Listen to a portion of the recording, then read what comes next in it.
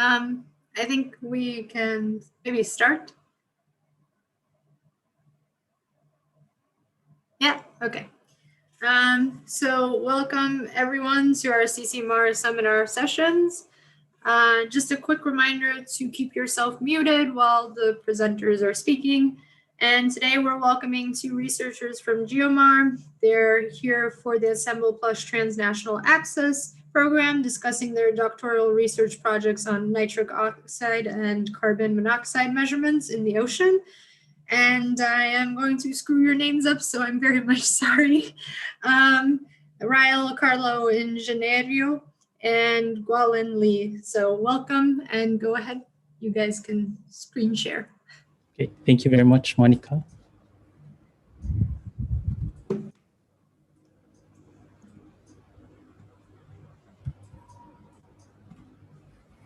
Okay. Hello, everyone. Okay.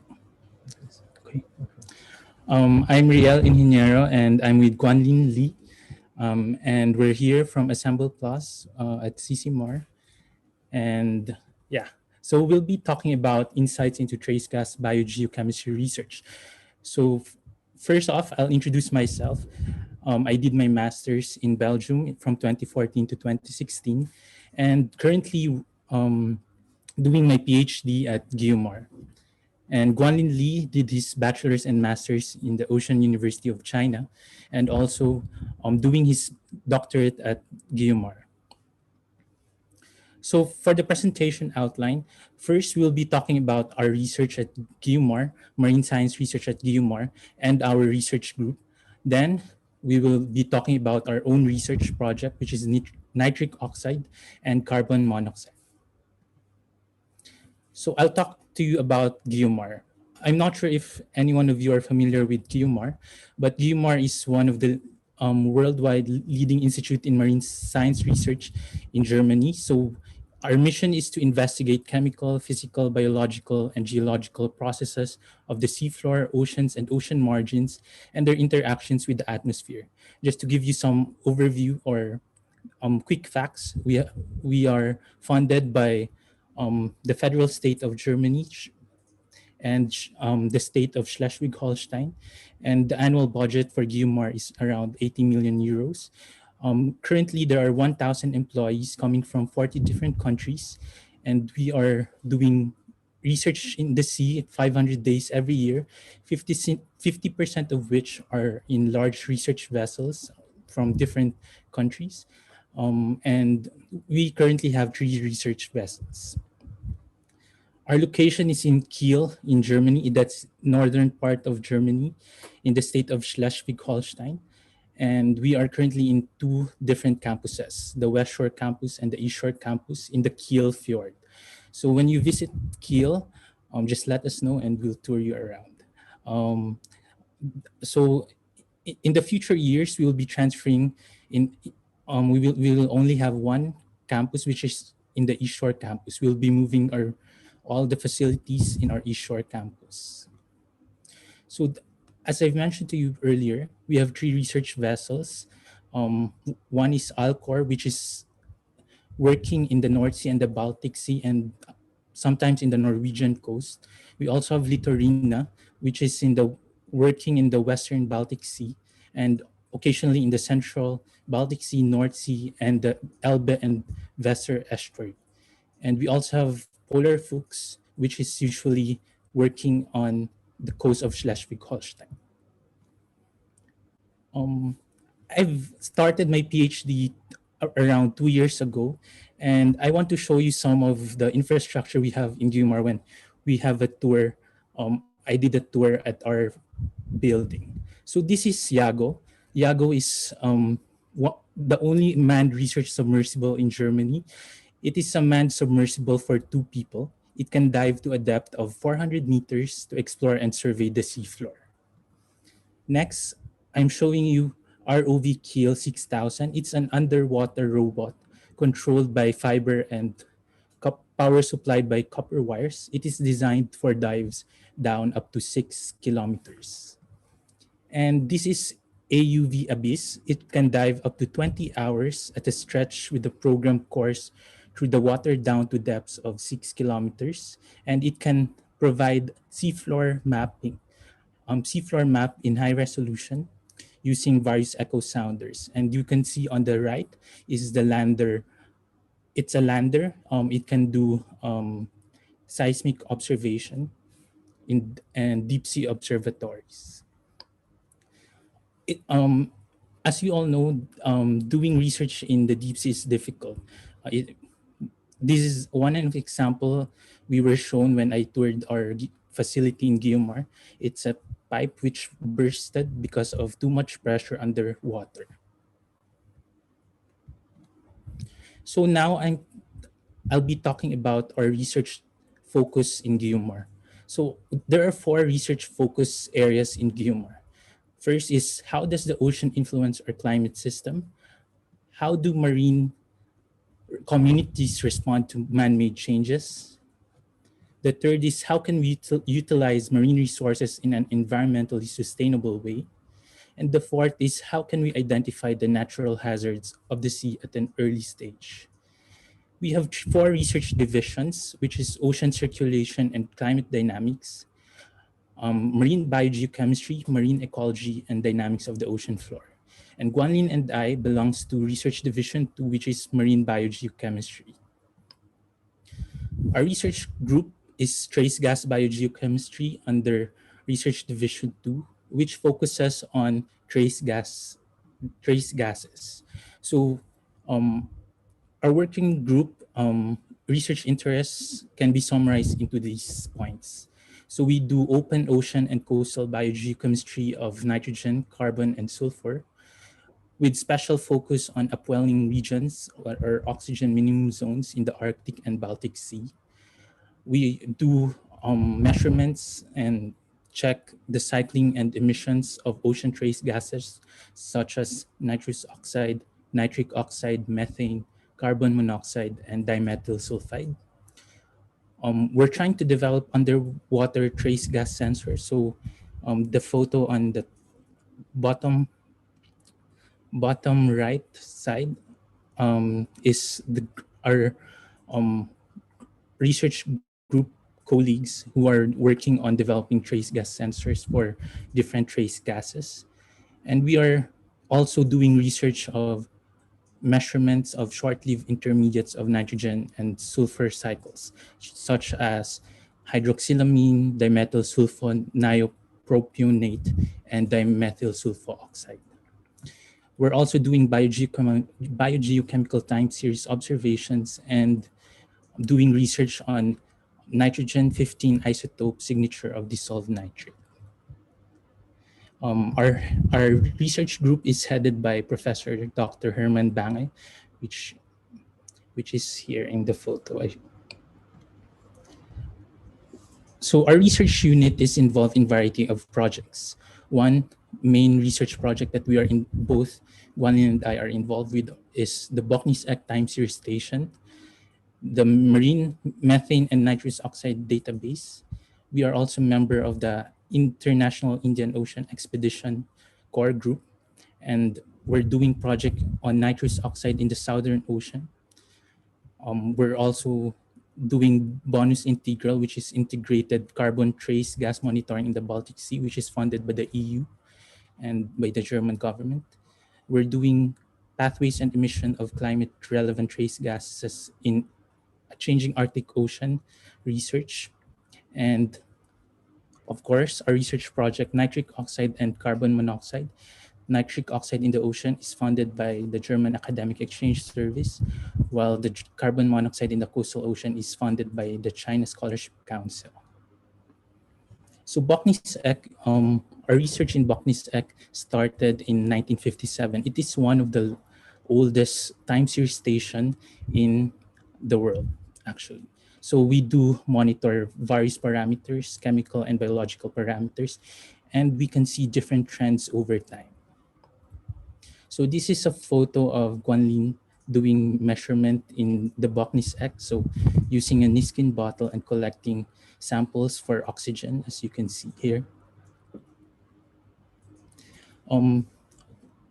Of course, we did our transnational access at CCMAR through the Assemble Plus project. But if you're interested to come to GUMAR, we also have a transnational access at GUMAR, care of the Aquacosm Plus project. So it's a project wherein EU network of mesocosm facilities. If you want to do mesocosm research, you can contact us or contact GUMAR, and the project is available from 2021 to 2023. Now I'll be talking about my research project, nitric oxide in the ocean. So I'm not sure if you are familiar with nitric oxide, but in environmental science classes, you may have heard of it as one of the main pollutants, air pollutants due to combustion of fossil fuels. So in research in the late 20th century focuses on these types of research, on combustion, on nitric oxide emission, how to mitigate them, how to reduce emissions from cars, from factories. And it is important because it's a major component of photochemical smog. It is a cause of acid rain, and it is a precursor of tropospheric ozone.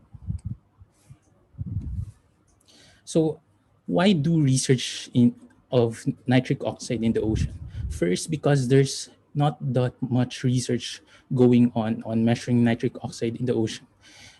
You can see here in the photo, there are 300,000 research, if you do a quick search in Web of Science, dealing with nitric oxide, and only 800 of which are working on nitric oxide in the ocean.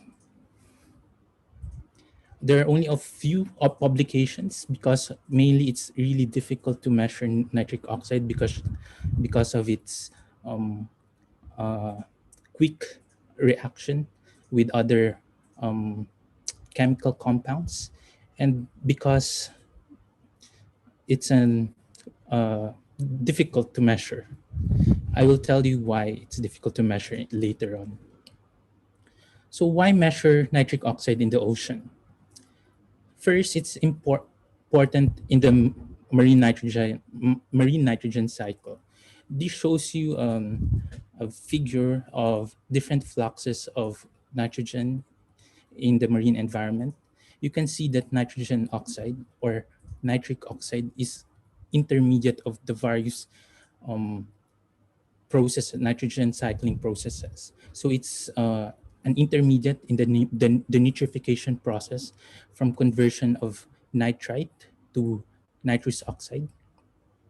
It's also an intermediate in the nitrification process in the conversion of ammonia to nitrite, and in the anaerobic ammonium oxidation process in the conversion of nitrite to nitrogen.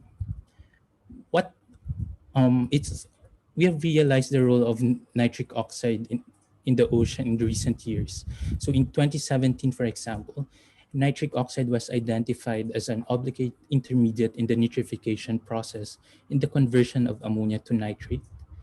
In 2019, it was discovered that in the absence of nitrite, Anammox bacterium can utilize nitric oxide, producing nitrogen gas without nitrous oxide. So also in the past decade, we have discovered four new reactions in the nitrogen cycle involving nitric oxide. One is the hydroxylamine oxidation to nitric oxide. Second is nitric oxide dismutation to dinitrogen gas and oxygen. And next is the hydrazine synthesis from nitric oxide. When dealing with research in nitric oxide, it's important to know that nitric oxide can be produced photochemically from nitrite. So this was proven in research experiments as early as 1980s. So when Zafiro et al. Spiked seawater samples with nitrite, they generated measurable signal of nitric oxide. Also, why there are very different functions of nitric oxide in marine organism. In 1992, the American Association for the Advancement of Science noted nitric oxide as the molecular of the year because of its importance in different biological processes.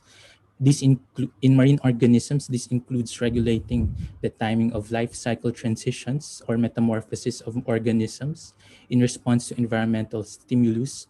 Second is promoting or inhibiting growth of phytoplanktons and plants. Third is being involved in health or stress response mechanism. And lastly, in signaling programmed cell death. You can see here that nitric oxide was detected before the growth of algae reached the maximum, and the concentration of nitric oxide decreased after the growth maximum. Here, you can see that dinoflagellate produce nitric oxide due to heat stress. Here, you can see that nitric oxide was produced by virus-infected coccolithophore. Currently, there are only 3 research groups doing measurement of nitric oxide in the ocean. One is in China, the other one in Japan, and the third one is um, us in Guiomar. So these are a map I've created for literature review. You can see there are only 12 publications as of now dealing with nitric oxide in the ocean. Why is it difficult to measure nitric oxide? As I've mentioned to you earlier, it is a radical.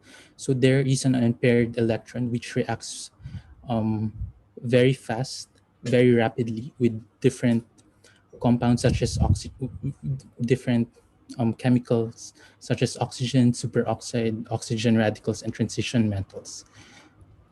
It reacts with oxygen. So when you collect water sample from the sea, you could lose the signal, or you couldn't measure nitric oxide if you've done it wrong. It reacts with superoxide, and it also reacts with metals. So here is a photo showing you how we do collection of sample. Usually we do it with Niskin bottles and transfer it to these vials, which should be bubble free, because as I've mentioned to you earlier, oxygen could react with our trace gases and could ruin our measurements. So this is how we measure our nitric oxide. So we calibrate it using our NO calibrator, which generates different concentration of NO gas. Then our analyzer could measure it. This is nitrogen gas or nitrogen cylinder. Passes through our sample. Then the nitrogen with the sample will be purged to a stripping vial. Then when it transferred to a stripping vial, the air from the sample will be purged, and it will eventually go to the NO analyzer where we measure the signal. So this is a photo of the calibrator that I've mentioned earlier. So it can generate different concentrations of NO gases. And this is actual photo of the NO analyzer. And this is an example of figure of when we calibrate the NO gas with our calibrator. And this shows you a example of a figure of when we detect NO in our sample. So our main objective of my research is to understand the processes involved in the production and consumption pathways of nitric oxide in the ocean, particularly in oceanic regions with low oxygen concentration. And next is to identify potential production and consumption processes of nitric oxide used through incubation experiments. We should be in doing our research in Arabian Sea and Bay of Bengal this year. Unfortunately, COVID-19 happened and all our plans were canceled. So 2 research cruises where Guanlin and I are supposed to come were canceled.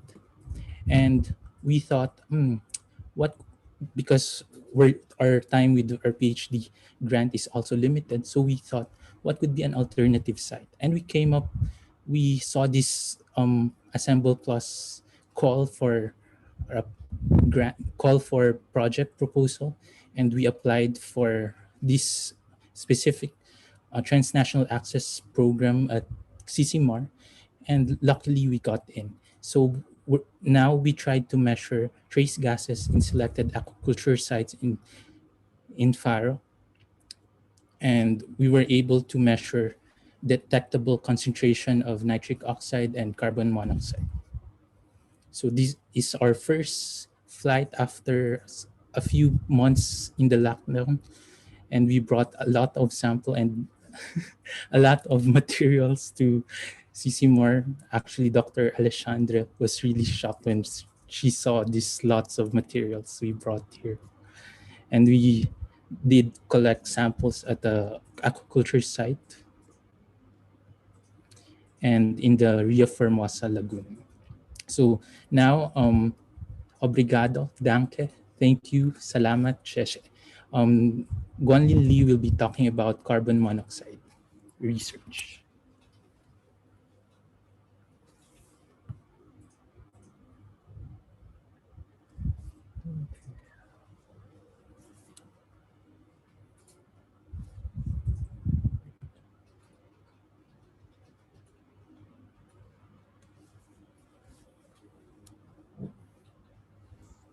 Can you hear me?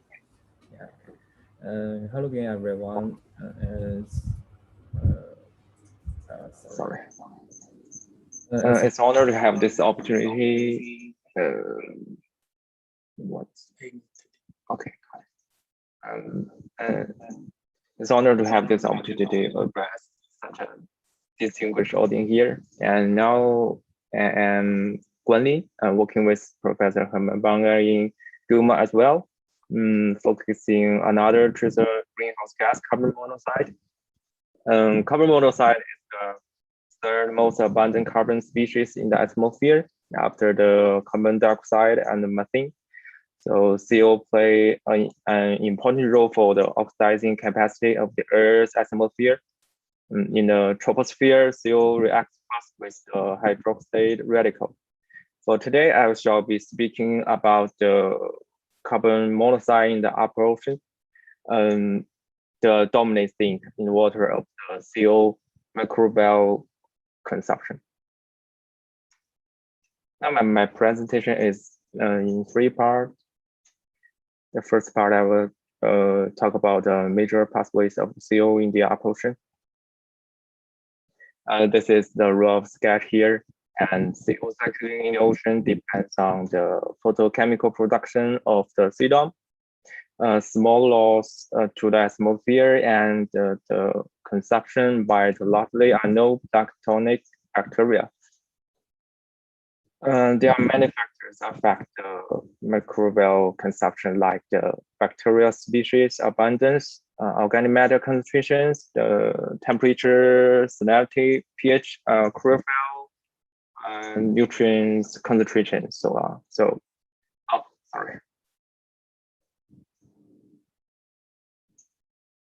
and there are other the source of the CO in the ocean, like the photoplankton production and production. Also, the physical mixing is important for the CO distribution in the ocean. Next, I will briefly introduce my experiential method for CO. Here is the wells I use for 100 milliliter wells, and take samples from always the nicotine bottles and with no bubble inside, and inject 12 milliliter zero gas with no CO inside, and put it into the swim machine for shaking 5 minutes around, and to get we call it headspace equilibration. You know, it's the different area between the upper atmosphere and the sample water. And then we take the headspace gas into the CO analyzer, inject to the system. Here is the pictures for the staffs. And here is the swim machine. Here is the pre-treatment stuffs, and here is my CO analyzer, and here is the standard. The next, I will most important to talk about microbial consumption for CO. There are two commonly used rate measurement methods. One is the tracer method, and the other is the dark incubation method. Now, however, using the first one, the CO concentration within the incubation mixture is typically 2 to 10-fold above the oceanic values. So the microbial consumption of CO is not a zero-order reaction there. So the dark incubation method is commonly used to measure the microbial CO loss. Here's the function. Where COT and CO0 are the CO concentration at the time t and 0. And B is the CO microbial consumption rate constant, is used to characterize the speed of CO microbial consumption in the seawater. I will show this graph. You can see the content of the CO in different areas is quite different. So generally speaking, the constant on the estuary area is higher than on the constant of shelf, and in the lowest in the ocean. This due to the large number of microorganisms in the estuary area and the low salinity, also caused by the different microbial species and other environmental factors, as well as the different measurement method. And next there, the obvious seasonal change in the same area. You can see the high in summer and low in winter, mainly due to the high water temperature in the summer and the positive microbial activities. And here is I choose the dark incubation method to get know how the rate for the CO microbial consumption. I take the samples using the mixing bottles, and for 5 sites of the seawater samples covered by the foil. And the first site immediately measured after we take the samples to the wells, and the others put them to the incubator. The dark constant, maybe always the water temperature, constant temperature bath. And the samples are measured sequentially at 5 times point, each with triplicates. For this time, it's limited, so just duplicate. Here is the preliminary result for this time, and last year I take a sample from near the Guillemot kernel here, and you can see here the decay curves shows exponential decay pattern here, and the CO concentration decreased quickly at the beginning of the incubation and slow down over time. The rate of the CO microbial consumption in aquaculture here is around 2 times faster than the rate in Keel kernel. And maybe the high temperature of water and microbial activities. Maybe I need more data to explain this phenomenon later. But here I wanted to point out that no one pay attention to the contribution of the CO in aquaculture area. This is a very interesting point and an important supplement to the global CO cycle here. The next, I'm sincerely thank you for all the colleagues here, and I will cherish the memory here and in Carlo, and I sincerely invite you to Guillemot, to Germany, and to China. And that's all. Thank you so much.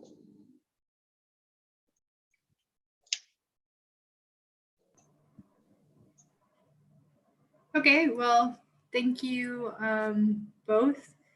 The floor is open for any questions now. So if anyone has anything, you can, I I guess just speak. There's not many of us.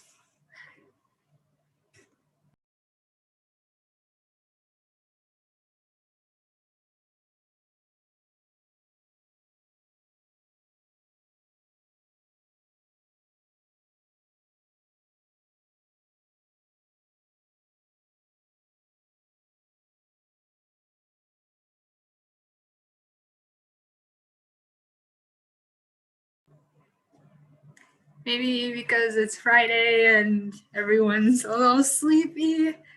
But presentation was really interesting, and we thank both of you for presenting. I hope you guys had a good time in CCMAR and in Faro. So, and I wish both of you a very safe trip back, since I know you guys are leaving in a few days. Thank you everyone for being here. I hope you enjoy your weekend, and we'll be having another seminar sometime soon. So make sure to check your emails. Have a good weekend, everyone. Bye. Bye. Thank you, everyone.